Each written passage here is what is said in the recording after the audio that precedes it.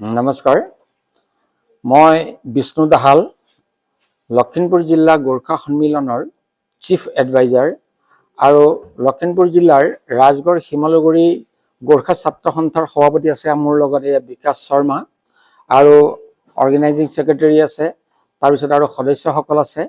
আমি এই নদুৱাৰ বিধানসভা সমষ্টিত দুদিনমান আগতে যিটো অপ্ৰীতিকৰ এটা ঘটনা ঘটিল বুলি বিভিন্ন মিডিয়া যোগে আমি গম পালো।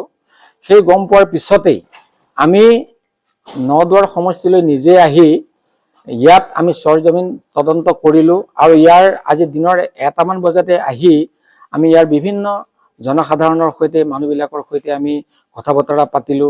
তাৰপিছত আৰু আমি স্পটত গলো, তাত চালো, তাৰ মানুহখিনিৰ লগত কথা পাতিলো।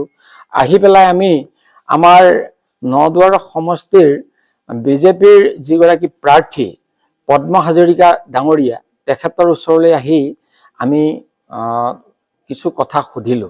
তেখেতৰ পৰা আমি গম পালো যে তেখেতে স্পষ্ট ভাষাৰে ক'লে যে এই ঘটনা যিটো হৈছে, য'ত হৈছে তাত আচলতে আমাৰ কোনো বিজেপি কৰ্মীয়ে তাত আক্ৰমণ কৰা নাই বুলি তেখেতে স্পষ্ট ভাষাৰে আমাৰ আগত অৱগত কৰিলে আৰু ক'লে যে এই যে যিটো ভিডিঅ' আপোনালোকে দেখি আছে বা বিভিন্ন ঠাইত মানে ওলাই আছে মিডিয়াত, সেই সকলোখিনি এইটো যি ঠাইত হৈছে স্পটত, সেই ঠাইৰ নহয় অলপ আঁতৰৰ পৰা আনি পেলাই সেই সংযোগ কৰি পেলাই এই ভিডিঅ'টো বনোৱা হৈছে বুলি ক'লে।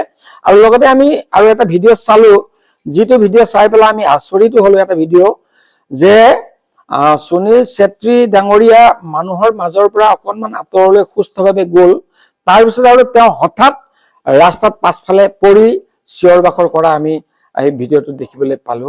সেয়ে আমি আমাৰ হাজৰিকা দেৱৰ পৰা মুখৰ পৰা আমি যিবিলাক কথা শুনিলো, আমি স্পষ্ট হলো। আমি আপোনালোকৰ আগত স্পষ্ট ভাষাৰে ক'ব বিচাৰো, এয়া যে প্ৰকৃতাৰ্থত কোনো ধৰণৰ অবাঞ্ছিত ঘটনা কৰিবৰ কাৰণে কৰা কোনো ষড়যন্ত্ৰ নহয় বুলি আমি গম পালো।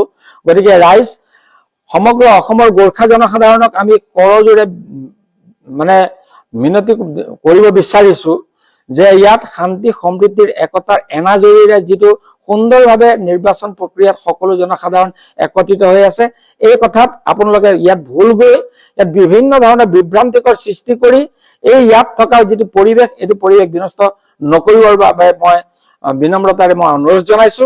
আৰু আমাৰ অসম গোৰ্খা সন্মিলন হওক, সদৌ অসম গোৰ্খা ছাত্ৰ সন্থাৰ কেন্দ্ৰীয় বিষয়ববীয়া হওক বা বিভিন্ন জিলাৰ বিষয়ববীয়া হওক, তেখেতসকলে যেনে ধৰণৰ কথাবিলাক প্ৰতিক্ৰিয়া প্ৰকাশ কৰি আছে, আচলতে তেখেতসকলে ইয়াত যদি নিজে আহি এই গোটেইখিনি কথাবিলাক যদি চালেহেঁতেন, তেতিয়া স্পষ্টভাৱে গম পালে এয়া কোনো ধৰণৰ অবাঞ্ছিত ঘটনা নহয় বুলি তেখেতসকলে নিজেই গম পাব।